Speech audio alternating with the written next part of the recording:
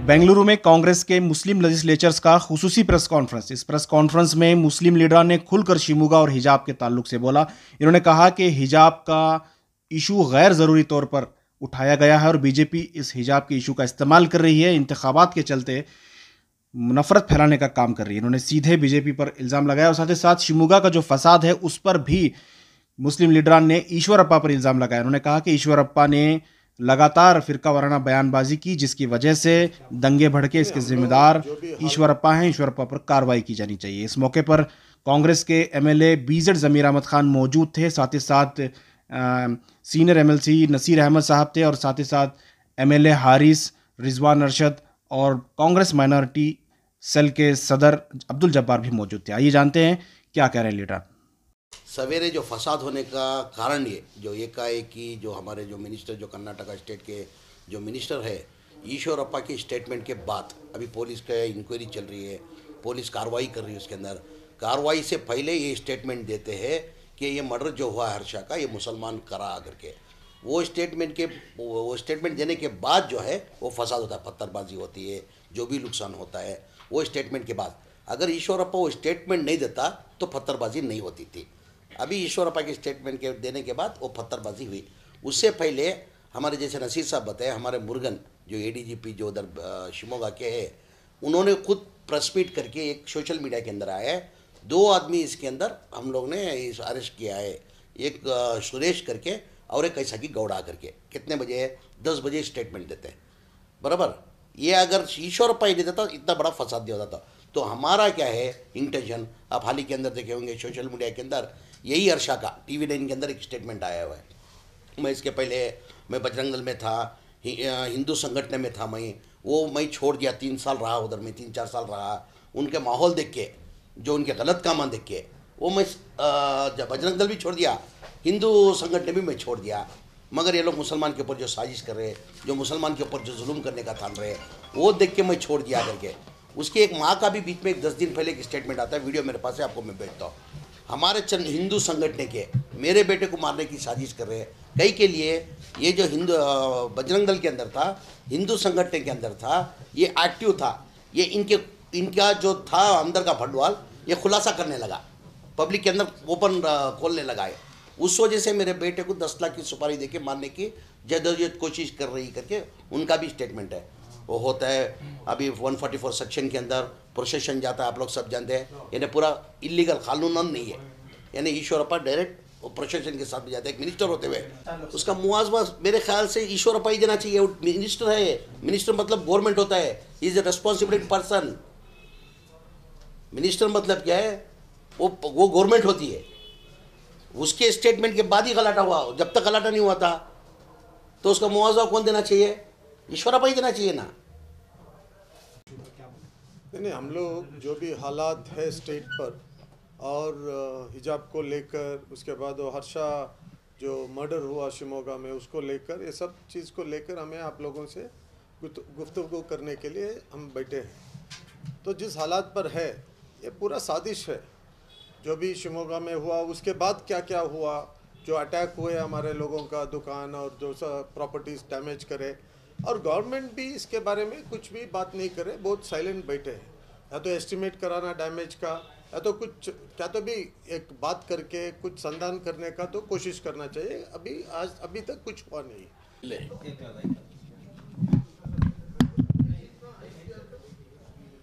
वो हादिसे के एक दिन पहले जो है शिवमोगा जेल में पुलिस ऑफिसर एकाएक घुसकर तकरीबन 40 से 50 नौजवानों को, खासकर अक़लियत नौजवानों के ऊपर टॉर्चर कर रहे थे। उसमें 10-15 लोगों को हॉस्पिटल में भी एडमिट कर उतनी बुरी तरीके से मार कर। वो क्या वजह से मारे, क्या वजह से गए थे, इसके पीछे कौन किसका ऑर्डर था, ये सब किसी को नहीं मालूम।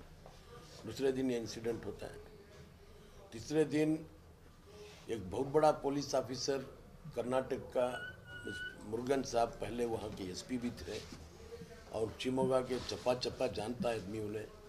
2 साल 2.5 साल वहाँ एसपी होकर काम कर रहे हैं मुरुगन साहब। उनका एक स्टेटमेंट आता है, वी हैव अरेस्टेड 2 सस्पेक्ट्स, एक सुरेश और दूसरा संतोष गौड़ा, ये दोनों के नाम प्रतिदिना.com में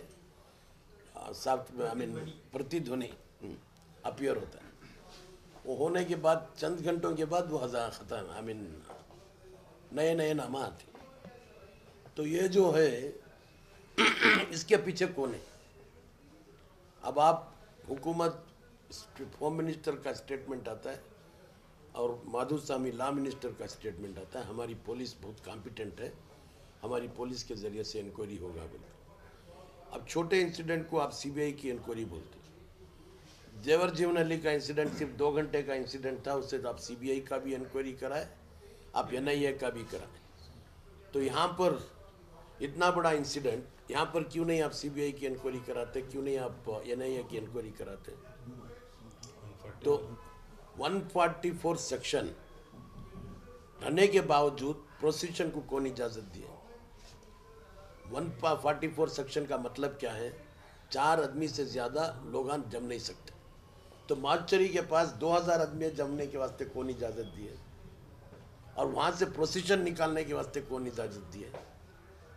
प्रोसिक्यूशन जब निकलता है तो उसमें रास्ते में घरा तोड़ना, घरा के अंदर घुसना, दुकाना चोरी करना, दुकाना के अंदर घुसना, गाड़ियाँ जलाना, तब पुलिस क्या करती थी?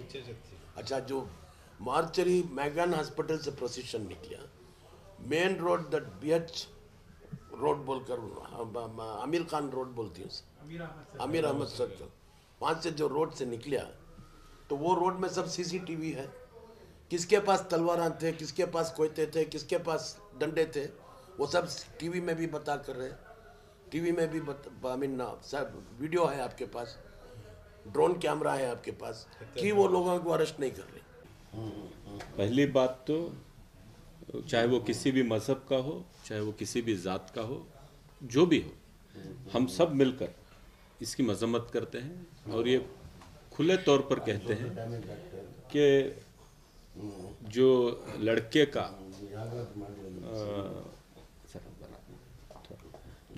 का के साथ जो हादिसा हुआ है वो बिल्कुल गलत हुआ है, ऐसा होना नहीं चाहिए।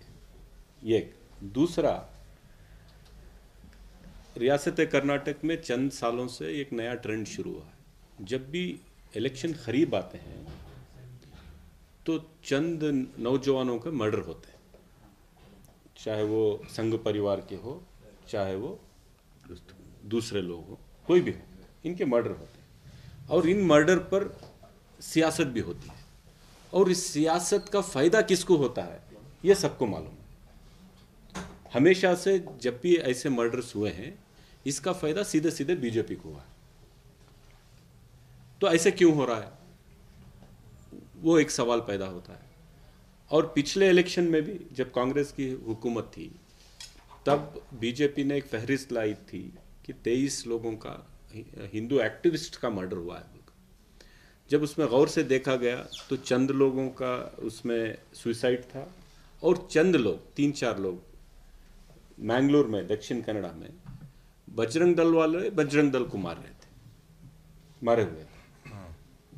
उन्हीं के लोगों ने उन्हीं के लोगों को मारा, लेकिन वो लेकर के इन्होंने बहुत बड़ी सियासत की। 1-2 केस तो हमने सीबीआई को भी दिए।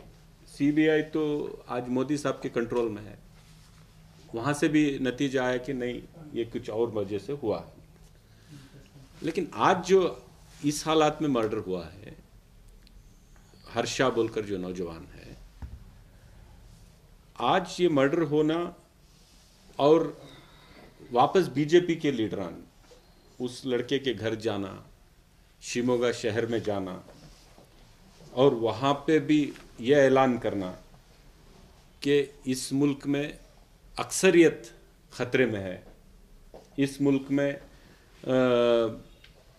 हमारे हिंदू भाई ख़तरे में है, ये बयान है वहाँ के बीजेपी के लीडर से। मैं इतना पूछना चाहता हूँ कि रियासत में आपकी हुकूमत है, इस मुल्क में आपकी हुकूमत है, मोदी जैसा मजबूत वज़ीर आज़म, आप जिसको मजबूत कहते हैं, है या नहीं है उस पर बहस की जा सकती है, वो है, 300 से ज़ायद आपके सीट हैं, हर चीज़ आपके कंट्रोल में है, पूरे हिंदुस्तान में शायद एक भी अक़लियत का एक चीफ मिनिस्टर भी नहीं है। पूरे हिंदुस्तान में आपने एक छोटा सा मिनिस्टर बनाया है जिसकी कोई औकात नहीं है। आज रियासत कर्नाटक में हमारा कोई एक नुमाइंदा नहीं है इक़्तिदार में। इसके बावजूद भी हमारा हिंदू भाई ख़तरे में है। तो हमारा हिंदू भाई ये ख़तरे से बाहर कब आएगा?